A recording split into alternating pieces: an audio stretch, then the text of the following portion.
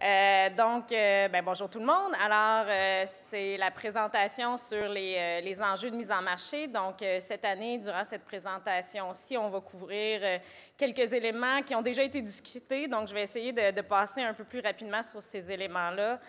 Programme d'indemnisation, le groupe de travail stratégique sur l'industrie laitière, les suites de la classe d'ingrédients, puis finalement des perspectives là, sur les prix et les marchés.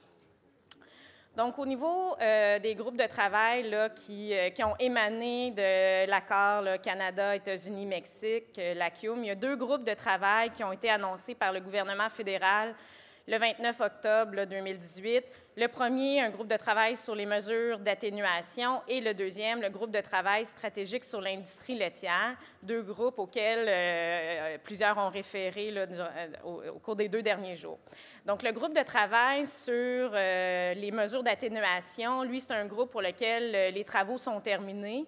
C'est un groupe qui était composé là, des représentants d'Agriculture Canada, des producteurs et des transformateurs laitiers. Les travaux cherchaient surtout à établir c'était quoi l'ampleur des impacts associés aux concessions des 3 accords. Les producteurs là, ont fait leur devoir de remettre la proposition. Il y a eu une proposition nationale qui a été présentée au gouvernement fédéral qui incluait des éléments de modalités administratives. Là, on se fait dire qu'on va en discuter, mais il y avait une position qui était claire qu'on voulait que ce soit l'ensemble des producteurs qui soient compensés proportionnellement à la taille de l'entreprise et aux impacts qu'elle allait subir. Donc, on ne voulait pas mimiquer les programmes précédents qui avaient été annoncés par le gouvernement fédéral. Fait que ces demandes-là ont été clairement exprimées à travers les demandes qui ont été faites. Au niveau des PLQ, on a aussi réalisé, pour aider à appuyer ces travaux-là, on a fait un travail externe là, avec un rapport indépendant pour venir appuyer au niveau de 2 éléments importants quand vient le temps d'établir c'est quoi les impacts associés à une forme d'expropriation, parce que c'est ce que vous vivez avec les concessions qui sont faites. C'est un marché pour lequel vous attendiez à produire ce lait-là et à obtenir les revenus. Et là, il y a une expropriation. Donc, sur quelle durée est-ce qu'on peut établir là, les pertes dans le temps? Est-ce que c'est 20 ans, 100 ans, 150 ans? Donc, la durée. Et c'est quoi les taux d'actualisation, sachant que des pertes dans 20 ans, ça ne veut pas nécessairement dire la même chose qu'aujourd'hui. Les pertes que vous vivez demain matin, bien, ils ont beaucoup plus de chances de se réaliser que celles dans le futur. Donc, il y a eu vraiment un travail exhaustif qui a été fait. Il y a eu 4 réunions, là, puis les travaux ont permis de remettre à temps là, pour le budget fédéral le rapport. Dans l'annonce du budget fédéral, bon, les montants ont été dits, 2,4 milliards pour les 2 premiers accords, la ECG et le PTP-GP, sachant que l'ACIUM n'a pas encore été ratifié. Le gouvernement a préféré se garder une petite réserve en disant que pour l'ACIUM, les travaux allaient continuer, les discussions allaient continuer de se faire. On sait qu'au niveau de l'ACIUM, il y a 3 éléments là, qui veulent venir impacter potentiellement là, le revenu, soit les concessions de marché, oui, les accès additionnels, mais aussi le plafonnement des exportations et le remplacement de la classe 7.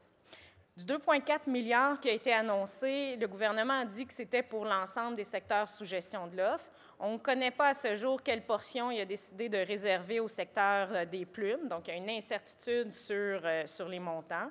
Il a aussi indiqué que le 250 millions du programme d'investissement allait être soustrait à ces montants-là.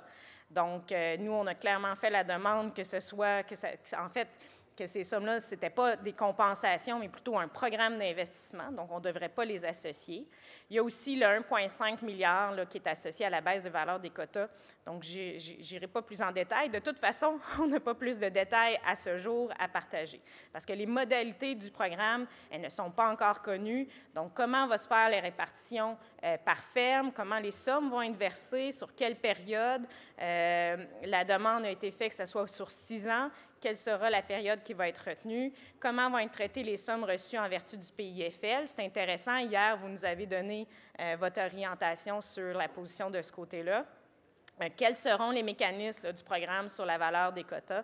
Donc, pour l'instant, plus de questions que de réponses, mais c'est un dossier qui est prioritaire pour s'assurer que, justement, on puisse avoir une conclusion assez rapidement en 2019. Le deuxième groupe de travail, c'est le groupe de travail stratégique sur l'industrie laitière, qui est composé sensiblement des mêmes représentants, donc producteurs, transformateurs, qui inclut des représentants de la relève, et dans ce cas-ci, qui est présidé par le sous-ministre d'Agriculture Canada. Et lors de la première réunion qui a eu lieu le 5 avril, la ministre Bibeau a été présente pour indiquer à quel point ces travaux-là étaient importants pour elle. L'objectif ici, on est moins dans le concret, dans le day-to-day, on est vraiment dans une vision plus à long terme, donc on est plus en altitude sur qu'est-ce qu'on souhaite pour le futur pour notre industrie laitière. Donc l'objectif du groupe de travail, c'est de définir une vision pour l'industrie laitière canadienne dans les prochaines années, avec l'objectif de l'aider à innover et à demeurer une importante source d'emploi et de croissance économique pour les prochaines générations. Donc, qu'est-ce qu'on veut pour le futur?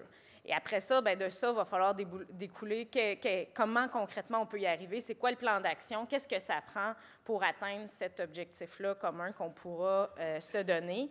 Il est vraiment prématuré pour savoir comment ces travaux-là, où est-ce qu'on pourrait atterrir. On a eu une première rencontre qui a surtout servi à partager, à nous nourrir un peu d'informations au niveau des gens du comité. La période des travaux, pour l'instant, c'est indéterminé. C'est clairement un processus qui pourrait s'échelonner sur quelques mois, sachant qu'on est déjà à la fin avril. Il va y avoir la période électorale aussi, l'été. Donc, c'est un processus là, qui débute et pour lequel on pourrait avoir des travaux sur quelques mois. Un autre groupe de travail là, qui émane des récents accords commerciaux, c'est le groupe de travail sur l'élimination de la classe 7. Donc, suite à l'accord, rapidement, on a mis en place un groupe pour regarder comment est-ce qu'on allait faire pour s'ajuster à l'élimination de la classe 7 et se conformer aux engagements qu'a pris le Canada. Donc, l'ensemble des éléments qu'on retrouve dans l'accord, comment est-ce qu'on va faire pour s'y conformer? Donc, c'est sûr qu'on reste dans les mêmes objectifs que ce qu'on a eu ces dernières années quand on a eu la négociation sur la stratégie sur les ingrédients. Donc, c'est-à-dire de s'assurer d'avoir un mécanisme de commercialisation des ingrédients, puis d'assurer une pleine valorisation de nos solides non gras. Donc, on est toujours dans le même objectif, mais il faut le faire dans un cadre qui va répondre aux engagements que le Canada a pris. Le contexte des échanges est quand même un peu similaire à ce qu'on avait dans la fois précédente, mais là, il y a des paramètres qui se sont ajoutés. On est toujours dans un contexte où le surplus structurel est en croissance pour des raisons différentes parce qu'on a des enjeux qui ont été adressés, mais on a toujours l'enjeu du marché qui est en évolution, où est-ce qu'on a une baisse de la consommation du lait à boire, on a la hausse de la consommation du beurre, de la crème. Donc, c'est des paramètres qui sont intéressants en termes de croissance de marché dans certains cas, mais qui continuent de mettre une pression là, à la hausse sur notre surplus structurel. Au niveau des importations additionnelles, bon, les plus récentes concessions ont été faites notamment dans des produits. Bon, la ECG, là, c'était du fromage. Ça, c'est clair que c'est l'ensemble des composants qui étaient valorisés. Donc, c'était plus un effet à la hausse sur notre surplus structurel. Dans le cas du PTP-GP puis de l'ACUM, il y a des catégories, la répartition des produits est différente. On a du beurre, de la crème qui se retrouvent dans ces accords-là. Donc, l'effet que les importations additionnelles vont avoir sur le surplus, bien, il est différent de ce qu'on avait au niveau de la ECG. Il pourrait même aider à légèrement abaisser la croissance du surplus qu'on peut avoir dans les prochaines années. L'autre paramètre qui est important, c'est le plafonnement des exportations. Le plafonnement, il va débuter le premier mois de l'entrée en vigueur de l'accord. On sait que pour la première année, c'est un plafonnement à 55 000 tonnes qui va s'appliquer, puis la deuxième année, c'est 35 000 tonnes. Ce qu'il faut savoir aussi, c'est que c'est sur une base d'année laitière. Donc, si je vous donne un exemple d'application, c'est que disons que l'accord était ratifié et que l'entrée en vigueur se faisait au 1er janvier 2020. Ce que ça veut dire, c'est que pour l'année laitière 2019-2020, bien, il resterait 7 mois. Donc, dans ces 7 mois-là, on aurait 55 000 tonnes qui s'appliqueraient. Et au 1er août 2020, on tomberait déjà à 35 000 tonnes. Donc, le 35 000 tonnes peut arriver assez rapidement dans le processus suite à la ratification, dépendamment à quelle période il va se faire durant l'année. Au niveau de la date de ratification, bien là, il y a beaucoup d'incertitudes. Comme vous le savez, il y a le contexte politique américain qui pourrait faire en sorte là, que ça ne soit pas demain matin qu'il y ait une ratification de l'accord. Même chose au niveau du Canada avec les élections canadiennes. Donc, il est peu probable d'avoir une entrée en vigueur, une ratification, une entrée en vigueur de l'accord avant la fin 2019-2020, même que certains vont plus loin que ça. Mais au niveau des travaux puis de notre engagement, bien, c'est de s'assurer de pouvoir rencontrer les engagements qu'a pris le Canada dans les délais qui sont prescrits en vertu de l'accord. Donc, c'est une priorité là, pour déjà depuis quelques mois et pour les prochains mois qui s'en viennent. Maintenant, si on y va avec les perspectives au niveau des marchés, je vous représente ici, puis je n'irai pas dans les détails parce qu'Alain a bien expliqué les courbes là, que vous avez. Ce graphique-là a été présenté hier lors du rapport annuel. Mais ce que vous voyez, je vous amènerai déjà à la conclusion, là, où est-ce qu'on voit que la courbe en bleu, je vous rappelle, qui est la production, et la courbe en rouge, qui est la lecture des besoins totaux. Donc, on voit toute la période où on a eu un écart entre ces deux paramètres-là et qui ont fait augmenter les stocks de beurre, mais qui font qu'aujourd'hui, on peut dire que la production et les marchés, on est arrimés sur une période de 12 mois.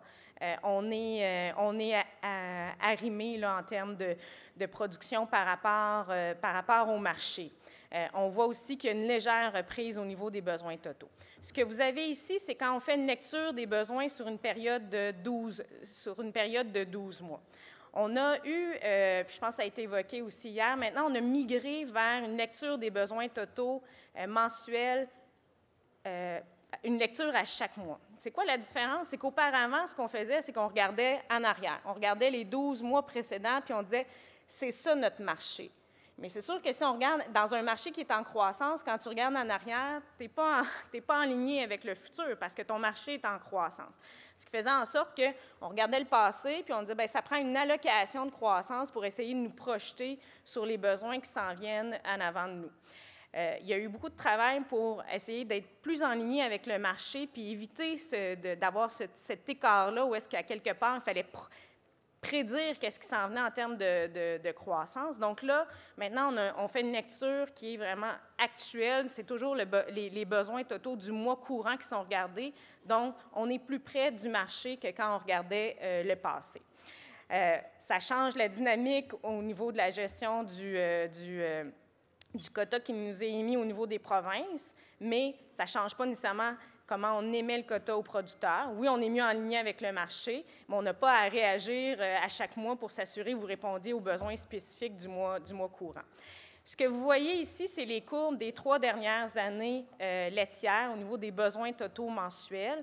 Vous avez la courbe en bleu qui était l'année 2016-2017, la courbe en rouge qui est l'année 2017-2018 et la courbe verte qui est 18-19, donc la plus récente année laitière.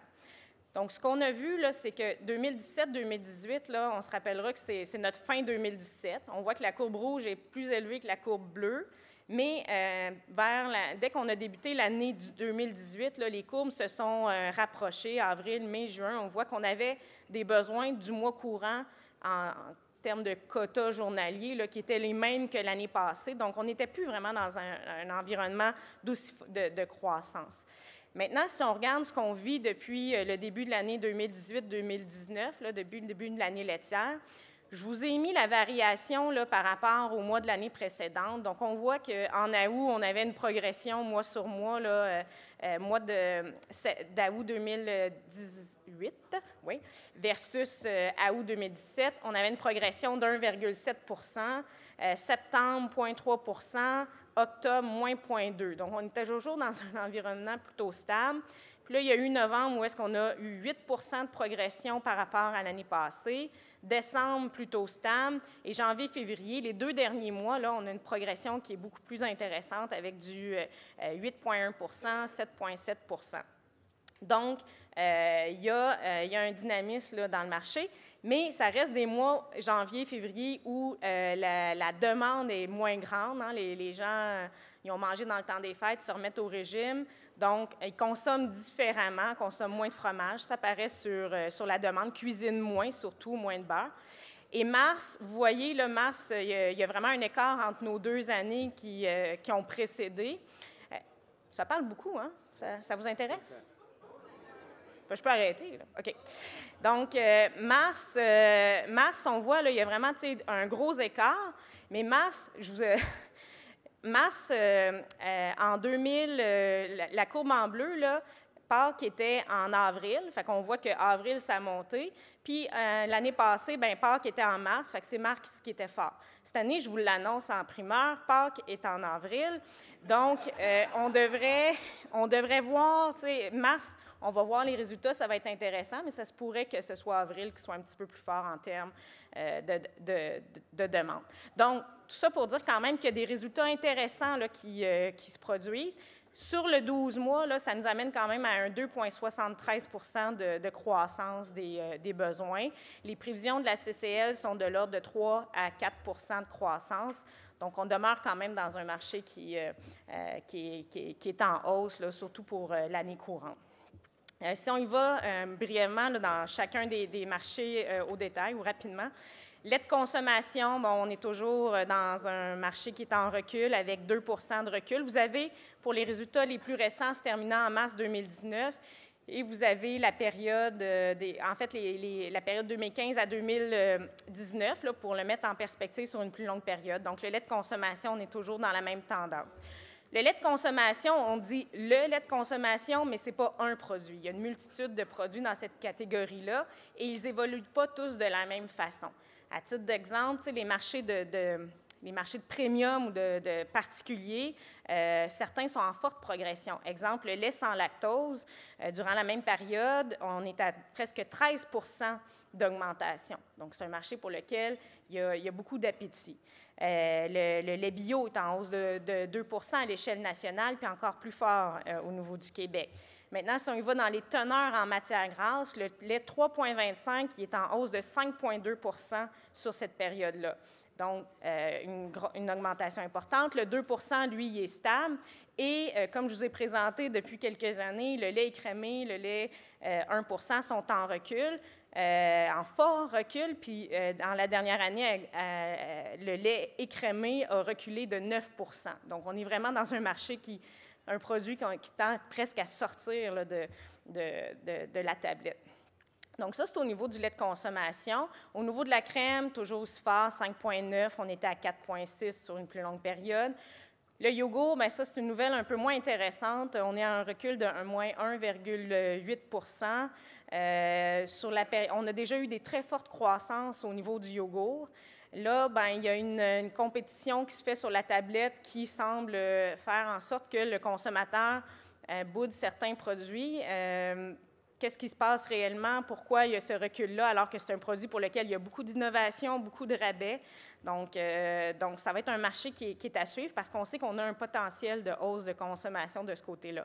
Il y a peut-être un élément de substitution parce qu'on voit que la crème glacée a augmenté de 8 Donc, le côté dessert, certains ont peut-être migré vers ce produit-là. C'est sûr qu'il y a eu un été très chaud aussi qui a influencé la hausse, mais quand même, la crème glacée sur la période plus longue, on est à 2,6.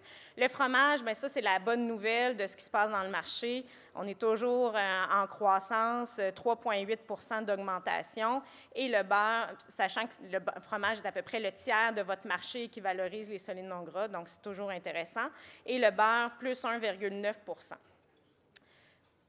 Maintenant, si on regarde les courbes de production des 3 dernières années laitières, même chose, vous avez l'année 2016, 2017, 2017, 2018.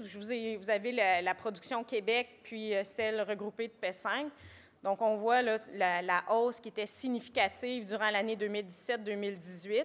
et qui a mené à une nécessité de réaligner la production avec les marchés. Donc, on voit les mesures qui ont été mises en place avec les coupures de quotas juin, juillet, où est-ce que là, il y a eu une chute plus importante de la production. Il y a eu aussi la sécheresse là, qui a affecté plusieurs là, pour les mois d'été. Et donc, on voit là, le Québec, on a une production qui a été, somme toute, identique à l'année précédente, et même là, on commence à être en recul par rapport à l'année passée ou en termes de mois sur mois. P5, même phénomène, mais avec une production qui a baissé davantage. Les mesures qui ont été prises, entre autres en Ontario, mais aussi le fait qu'eux avaient produit davantage dans les années précédentes. Mais les mesures ont eu pour effet là, de faire en sorte que P5, là, on a un recul un peu plus important au niveau de la production. Qu'est-ce que ça nous donne au niveau des stocks, ces résultats-là, hein, quand on compare production et marché? Ce que vous voyez ici, c'est la courbe des stocks, les stocks de beurre totaux mensuels pour les 2 dernières années. J'ai identifié les mois de décembre, parce que décembre, c'est toujours le mois le plus bas en termes de stock de beurre. On vient de passer la période d'automne où est-ce que les marchés étaient un peu plus forts, la production un peu plus basse, donc on a utilisé les stocks. Puis là, on rentre dans la période où on reconstruit les stocks parce que la consommation est moins grande, puis la production, elle est à l'inverse, est plus forte. Donc, vous voyez, décembre 2016, on était à 15 000 tonnes. Décembre 2017, on était à 23 000 tonnes. Et décembre 2018, on est à 33 000 tonnes. Donc, la hausse importante là, qui s'est passée en 2018. On est, les chiffres préliminaires là, pour mars 2019, on est déjà à 40 255 tonnes. Bon, certains vont dire, oh, 40 000, on est déjà rendu à un niveau très élevé. On avait fini l'été passé à 44 000 tonnes. Moi, je vous inviterais à regarder ces données-là différemment, c'est-à-dire que l'année passée, là, si on se remet en perspective, en 2018, là, la progression des stocks était très rapide à chaque mois.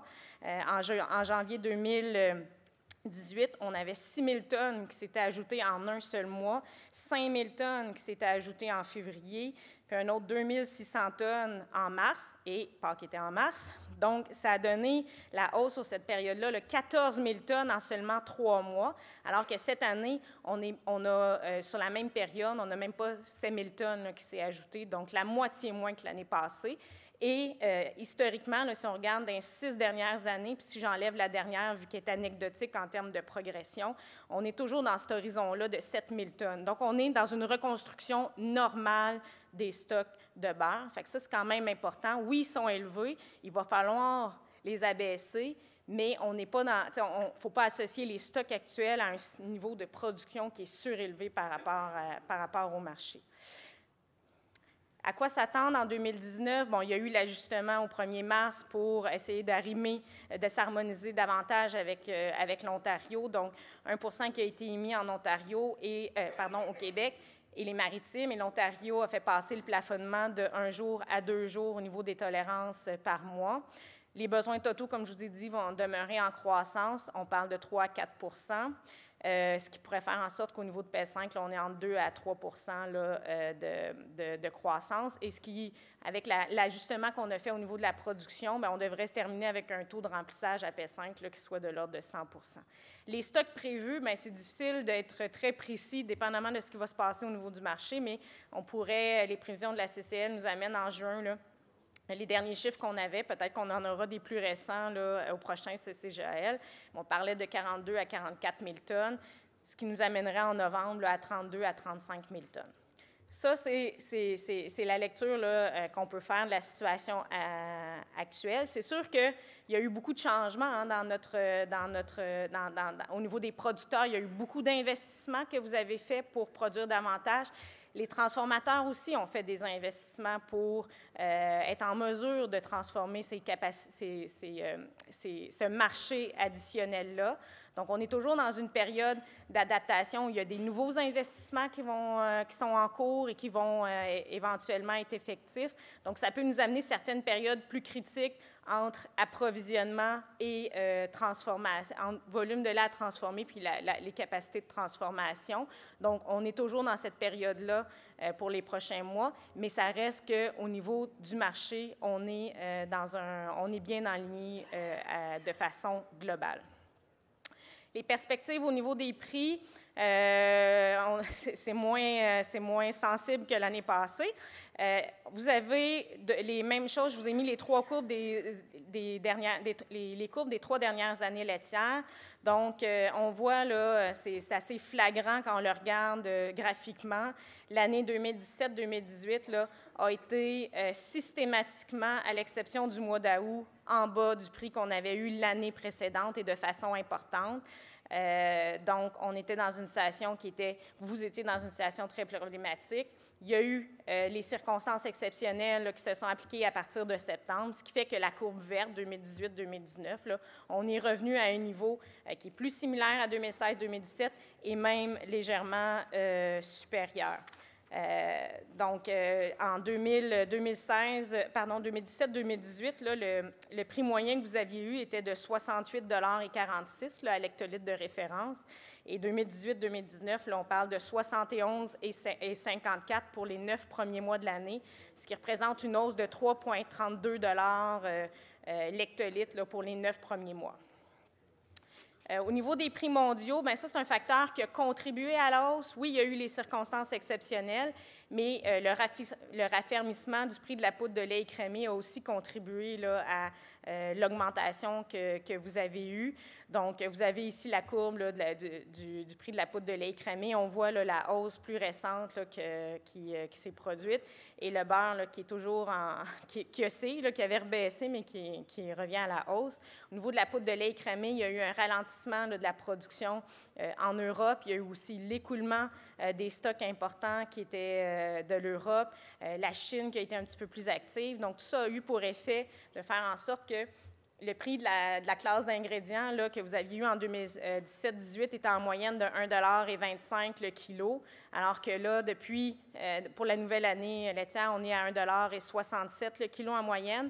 Et les derniers mois, on était à 1 $, les 3 derniers mois, là, on était au-dessus de 1,90 $. Ça, c'est une différence significative. Juste pour ces 9 mois-là, ça représente 1 $ l'hectolitre de plus la progression du prix de la classe d'ingrédients, parce qu'on sait qu'on a de la poudre de lait écrémé de façon importante. Donc ça, c'est des nouvelles intéressantes. Fait que si j'essaie de terminer dans les temps, au niveau des perspectives, des prix là, pour l'année qui s'en vient, vous vous souviendrez qu'en journée de réflexion, là, je vous avais présenté ce tableau-là. Est-ce que je disais, bon, au niveau du prix domestique des classes 1 à 4, on a une indexation, là, il y a eu les circonstances exceptionnelles, mais sinon, le prochain ajustement, ça va être la formule d'indexation qui va s'appliquer au 1er février 2020. Au niveau des solides non gras, même contexte, augmentation du surplus, la tendance lourde. Par contre, ce qui va graduellement nous aider, c'est l'utilisation progressive des stocks de beurre, mais ça va être davantage vers 2020. Les prix mondiaux, bien, c'est dur de prévoir à long terme sur toute l'année quels seront les prix mondiaux. On est dans une période qui est favorable. Les signaux sont quand même assez positifs là, pour la prochaine année. Donc, et le taux de change, bien, ne viendra pas atténuer ça, parce qu'on sait que quand le taux de change se raffermit, plus on est près de la parité, bien, ça a un impact sur notre prix.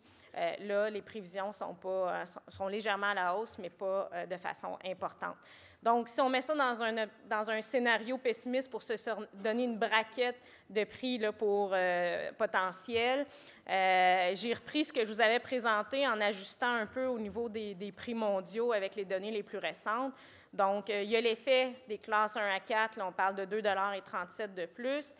Les solides non gras, bien, c'est beaucoup tributaire du niveau de production. Actuellement, on est plus en baisse de production, même à l'échelle de P10. On l'a vu à P5, mais aussi à l'échelle de P10. Les prix mondiaux, on était à 1,25 $ l'année laitière précédente.